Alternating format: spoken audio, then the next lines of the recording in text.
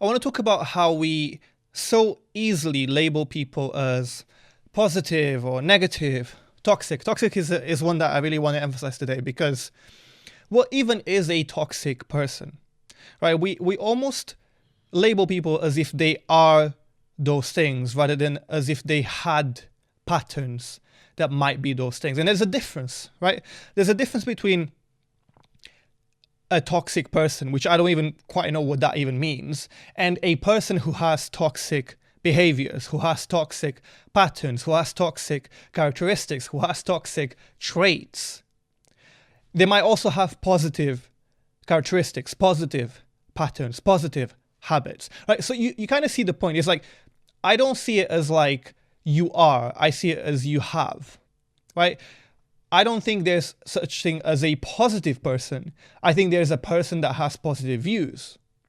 And so with a toxic one, it's an interesting one because we kind of just wrap someone in that box and we label them as such without fully understanding that while they might have patterns that are toxic, that doesn't mean that they themselves are toxic. Same with positivity and negativity and any other sort of label that you want to attribute to someone. It's that they have patterns that might be X, Y, and Z. It's not that they are those things themselves. And I want to talk about subtle toxic behaviors today that sometimes you don't even notice about yourself or you don't even notice about someone else. And I want to talk about them and put a spotlight on them so that you can very easily just be like, oh, interesting. I didn't even realize that was a toxic behavior. And notice how I'm saying it's a toxic behavior. I'm not talking about toxic people, I'm talking about behaviors and patterns and characteristics. And I want to talk about 7 of them that I found interesting. And it's in the context of a relationship in the romantic sense, but I think you can kind of abstract the concept to any type of relationship. So, this isn't necessarily a relationship episode. It's an episode about patterns that I found and observed to be toxic that you can find in romantic relationships as well as any other kind of relationships. I'll probably give relationship examples because they might be easier to relate to or easier to understand, but just know that this is a broad concept. So number 1 is dismissing other people by invalidating them. Now you might be wondering, what does that even mean? Well, I'll give you an example.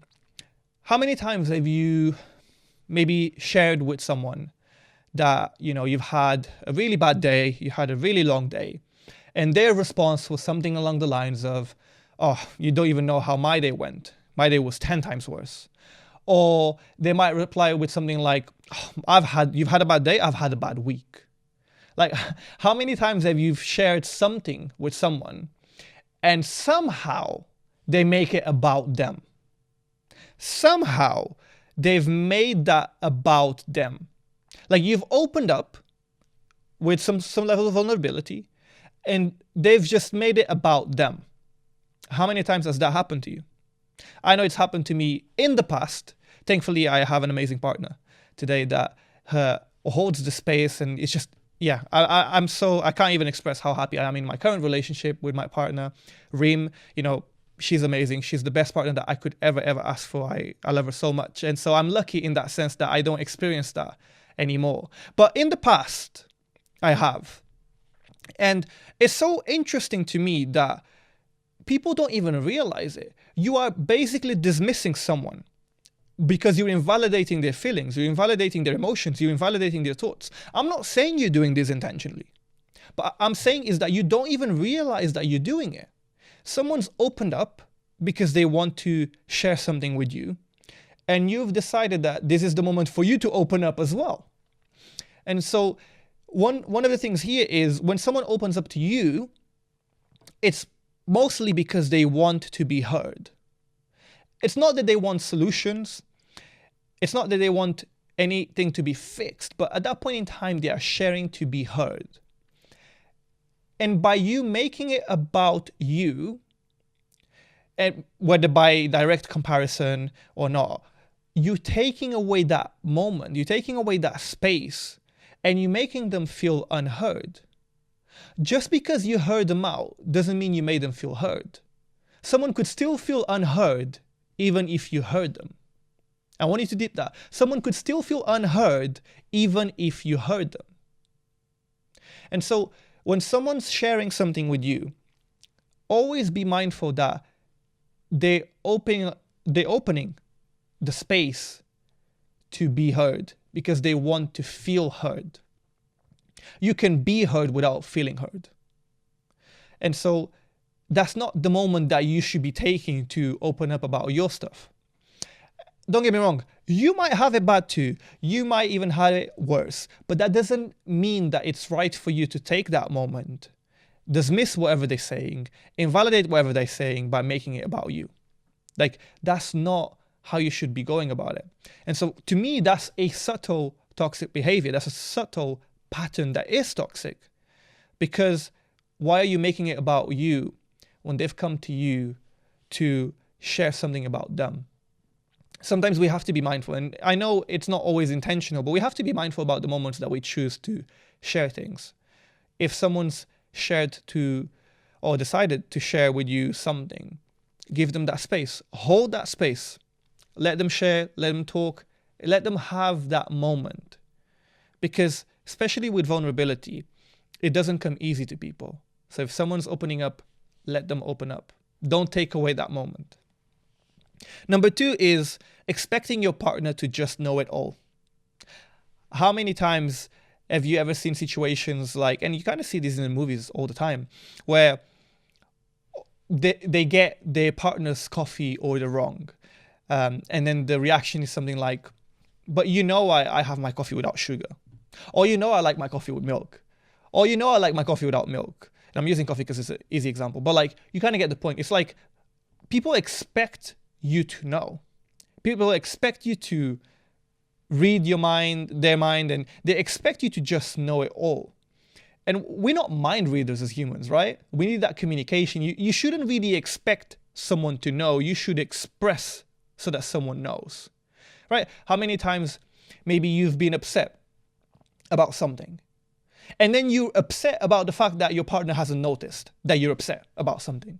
And so you become upset at them for it. Like, how could they know if you haven't let them know?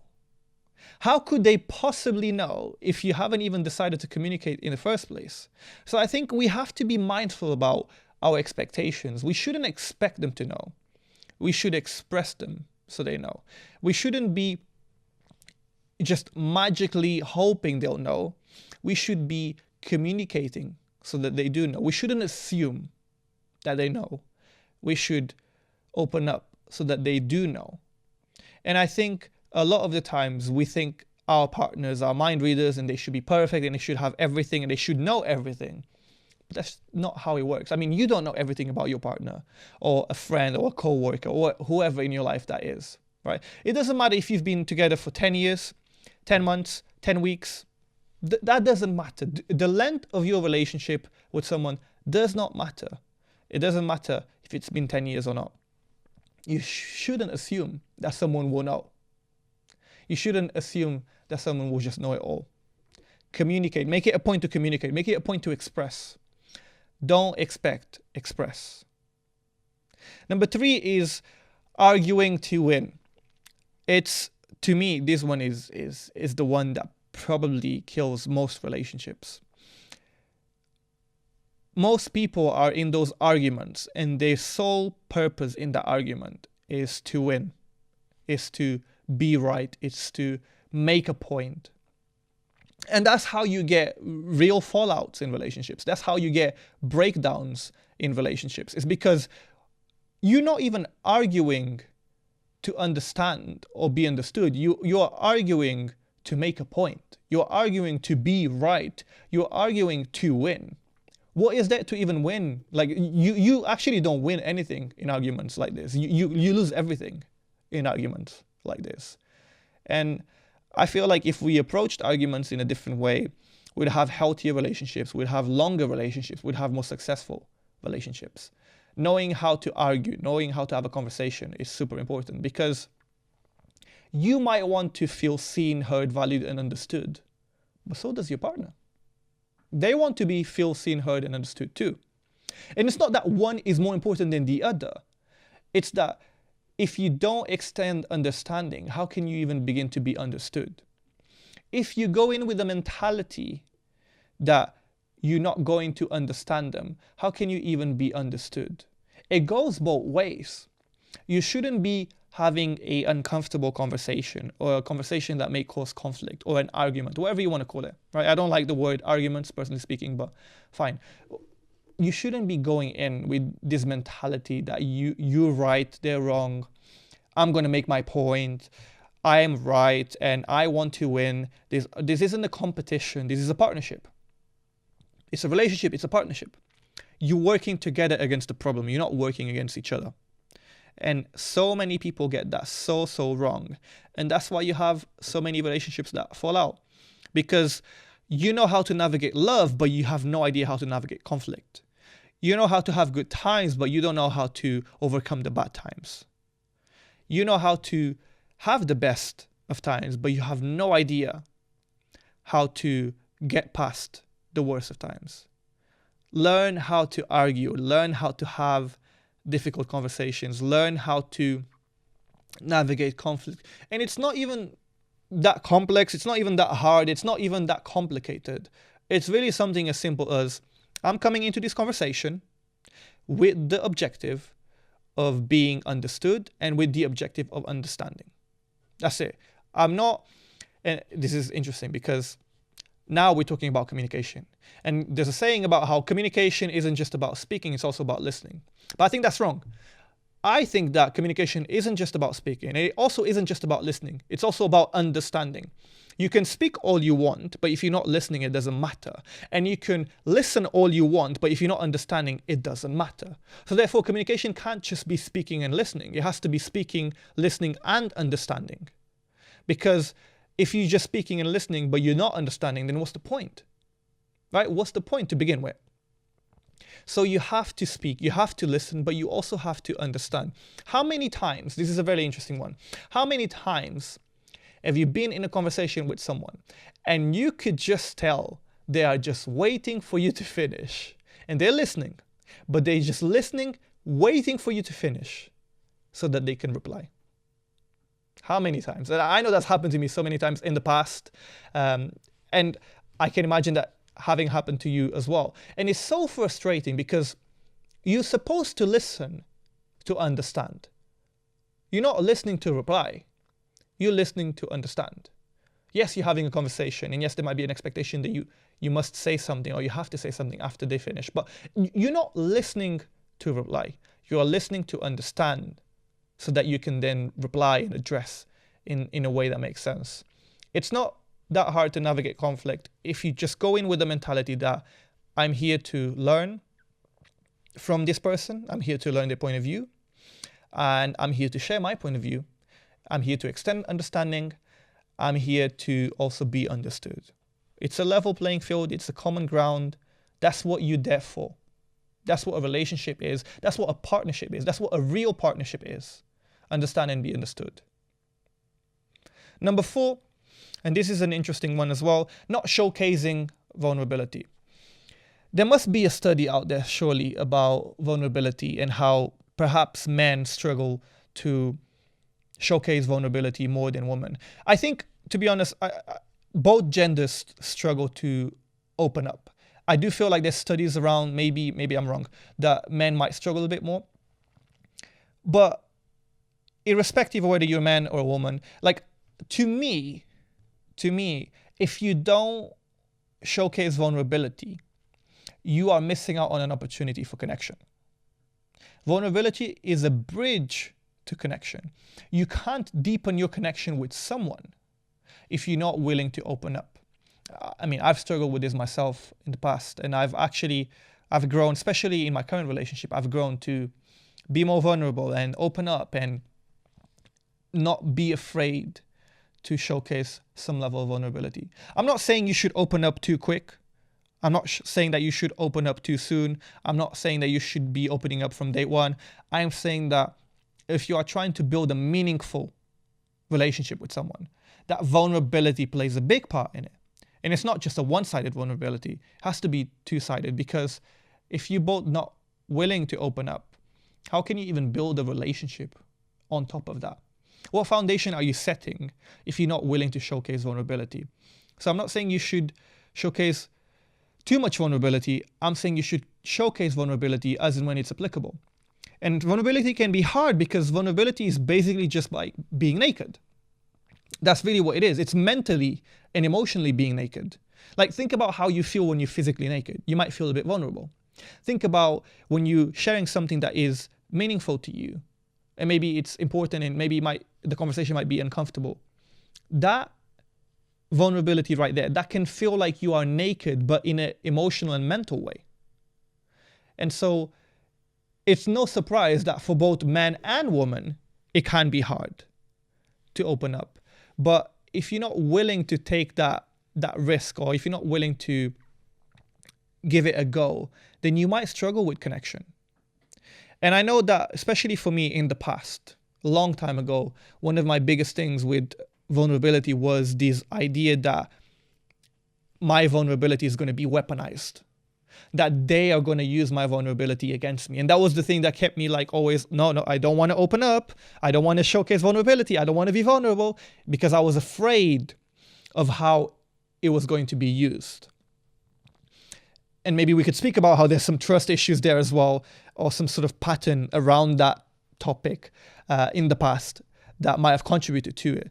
But the reality is, if you're trying to build something meaningful, and if you want to have a genuine connection with someone, you have to be able to showcase some level of vulnerability. And the beautiful thing about vulnerability is you get to pick when and how. You set the space, you set the pace, and that's the beautiful thing. You can set that pace and space other than how you feel comfortable. And this is what I mean. You don't have to share everything. You don't have to share too early. You don't have to share too quickly. Share in your own time, as in when you build that trust and comfort with the other person. But do share, because that's the only way you're going to deepen that connection. Number 6 is about only understanding things from your perspective, not showing any empathy, not showing any compassion at all. It's so interesting to me that people are so stubborn, and most people whose relationships don't work, it's because they have prioritized their ego and their pride over anything else. They have said, no, I would rather live in my own stubborn world than to try and see something from someone else's perspective. That to me is absolutely mind-blowing. How can you not take a step back to say, you know what, there's another side to this coin? Like, every coin has two sides. Every coin has two stories to tell. And it's interesting when you see people who are not opening their eyes and their horizon to seeing what you're saying from their perspective. That to me is super mind-blowing. I don't know if you guys might have heard of the 5 levels of listening, of active listening. So I think the first one, if I'm not mistaken, is ignoring. Is you're listening to someone, they're talking to you, but you've literally heard zero. Like absolutely zero. You've heard nothing of what they said. Right? That's ignoring. And level 2 is, I think it's selective. So you are listening to someone in a conversation, but you're kind of being selective about what you choose to listen to and what not. And then the third one, I'm trying to remember them as we go with this. I can't remember the third. Oh, no. Sorry, there we go. Level 2 was pretending. Is you are listening to them, but you're not really listening. You're just pretending. You're nodding. You're saying, yeah, oh, okay, I didn't know that. Oh. So you're just pretending. Then level 3 is the selective, right? Where you are basically selective which parts of the conversation you want to listen to. Number 4 is interpretive. So you are listening, you're fully engaged, you're fully present, you are listening to the conversation, but you are listening to it and understanding from the perspective that you have and what it means in your world. You're interpreting everything that's being said in that conversation from what it means in your world. And then the fifth level of active listening is active. And active means you are engaged in the conversation, you are fully present, you are listening to what is being said, but you are not interpreting it from what it means in your world and your perspective. You are interpreting from what it means in their world and their perspective. You're putting yourself in their shoes. You're understanding how it feels, and you're seeing things from their perspective, their shoes, their point of view. And those are the 5 levels of active listening. And to the point here is, if you're not willing to listen, to understand their point of view, you're going to struggle to have a relationship that is always focused and centered around how you see it versus how someone else sees it. Sometimes it might be uncomfortable to listen to something. And sometimes seeing something from someone else's perspective can be uncomfortable. Maybe because you disagree with it, maybe because it contradicts something, maybe because it hurts your pride. But in a relationship, there's no room for ego and pride. And if you have ego and pride in a relationship, you might even sabotage your ability to have a healthier relationship. Number 7 is refusing to accept responsibility and take accountability. This is kind of related to the last one, in a lot of ways related to all of them. But I always preach this, that accountability is one of the most important factors in any relationship, in any interaction. It's the ability to recognize that you had a part to play. And actually, if you make everything your fault, then you have control. I always find that when you blame everything that happens in your life to something else, someone else, I almost feel like you give away control. Like if you blame someone else, if you blame the government, if you blame everyone but yourself for everything that happens in your life, you're giving up away control. You're giving up away power over your life. And I don't like that. I don't like that feeling. So I like the equal opposite force of it, which is make everything your fault. Because it is, right? Because it is. Take accountability about everything. In every situation, even if you are in the right, there might be that there is a part for you to play that you should be taking accountability for. Now, let me give you an example, and I'm going to give you 2 scenarios so we can kind of play it out. So let's say that something happened in your relationship. It was a few months ago. It bothered you at the time. You didn't say anything. You kind of just kept it quiet and moved on. And then a few months later, you kind of made a sarcastic joke hinting at your partner about that situation. You might even had or made an indirect to your partner. And then all of a sudden now you both sat down having a conversation about whatever happened because it kind of blown out of proportion into an argument. There's 2 ways that the conversation could go, right? It could be that you're like, well, this is your fault because you did this and you didn't realize that blah, blah, blah. And then they could be like, well, no, actually, this is your fault because you didn't realize that I was doing it with good intentions. And you kind of just go into this back and forth of blaming each other. No one's really taking accountability. No one's really actually accepting responsibility. Everyone's just refusing, in denial, ignoring, and suppressing. That's scenario 1. And scenario 2 is, okay, you sit down and you share, look, this is something that happened a few months ago. I didn't share it at the time, but it made me feel X, Y, and Z. And then someone else is like, okay, well, I'm sorry, I didn't realize that when I did that, it made you feel X, Y, and Z. And then you are apologizing as well because you're like, oh, I'm sorry that I only brought it up now. The difference between both scenarios is that the first one, you're stuck in the blame cycle. And the second one, you are not stuck, you're actually growing in this accountability cycle. So you went from the blame cycle to the accountability cycle. You went from the guilt cycle to the growth cycle, right? And that's really the main difference. In the second scenario, both of you are accepting accountability, right? Both of you accept that you have a part to play. And that's the question is which part do you play in this situation? Which part did you have to play in all of this? Because even if you're not quote unquote in the right, or so in this case in the wrong, you might not be in the wrong, but still have a part to play to that situation. And accountability to me is super important because you don't want to give away power. You want to make sure that you accept responsibility for the things that were directly involved and included in a certain situation to do with you, so that you can have power, have control, and be better, right? Again, pride and ego is like the number two enemies of a healthy relationship, in my view, is like pride and ego. It's because pride and ego can come in a way and then force you not to take accountability and force you to do all the things that we spoke about today. Even if your intentions are good, you might be blindsided by your ego and your pride. So accept responsibility and accountability, because the only way that you can change things is if you have a degree of accountability towards everything that happens. Now we've reached the segment of this podcast called Just a Moment. We take out a card from the conversation cards from Stephen Bartlett and the Diary of a CEO, and we read the question out loud, and then whichever question comes out, we read the answer, and then we ask you that you share your answer as well in the comments so that we can have a meaningful interaction. And yeah, this has been pretty fun, and so I've enjoyed doing this segment, so let's see what card comes out. All right, you get to see it first. And let's see what we've got. This question was asked by Christian Horner, and it was answered by Scott Galloway. Right, so the question is, what is your biggest regret? And if you could go back, what would you do differently? Popular question. Right, let me think.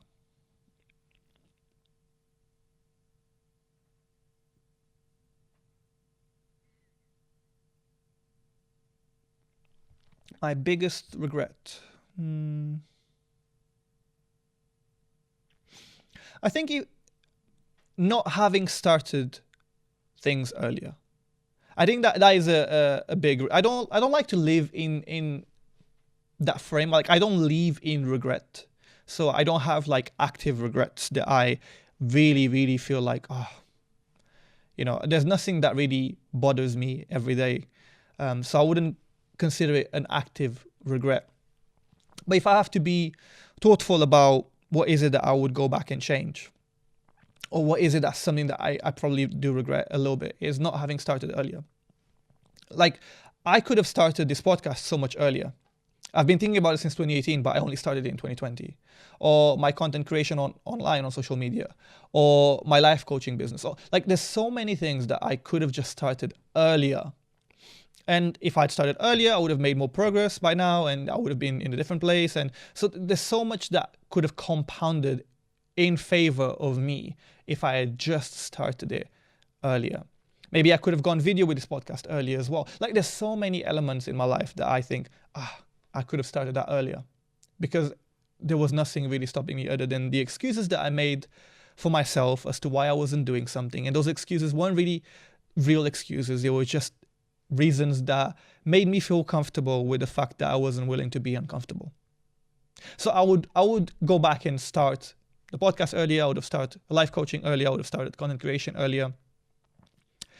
But then there's the flip side, which is, well, at the same time, I don't know if would I really go back and do that, or do I just accept that life played out the way that it was meant to play out?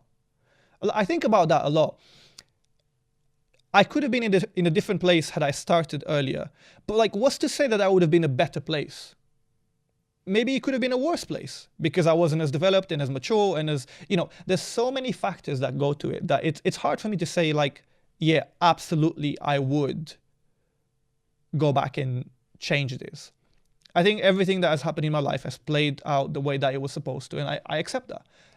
But I guess if I have to answer the question in a way that isn't avoidant, yeah, I would have started the podcast earlier. I would have started my life coaching business earlier. I would have started my content creation business earlier. But I don't hold that as an active regret. I'm pretty content about how life has unfolded. But yeah, that would be something that I'd probably do differently. So yeah, let me know what you think. Let me know what is your biggest regret. And if you could go back, what would you do differently? If anything at all, what would you do differently? Let me know. Drop it in the comments and let me know what you think. Share with me what you think is the biggest regret. And what would you do differently? I'd love to know, and I'll be replying to everyone's comments. So please make sure to drop a comment. Thank you so much for listening. Thank you for watching. Thank you for the time and energy. I never take it for granted. I always feel so blessed that there's people that want to listen, that there's people that want to watch. And I'm so grateful. I never take your time and energy for granted. I always take it for gratitude because you have a busy schedule. You're giving me a bit of that schedule just to listen to this, just to watch this. And that to me means a lot. I'm super grateful. If you've enjoyed today's episode, if you've learned everything or anything from today's episode. And if you've taken any value at all from today's episode, then please, if I could ask one thing, it would be that you hit the subscribe button. If you could just hit the subscribe button, that would help us a lot. It would grow the podcast, and it would mean that we can do this for longer and even better. Thank you.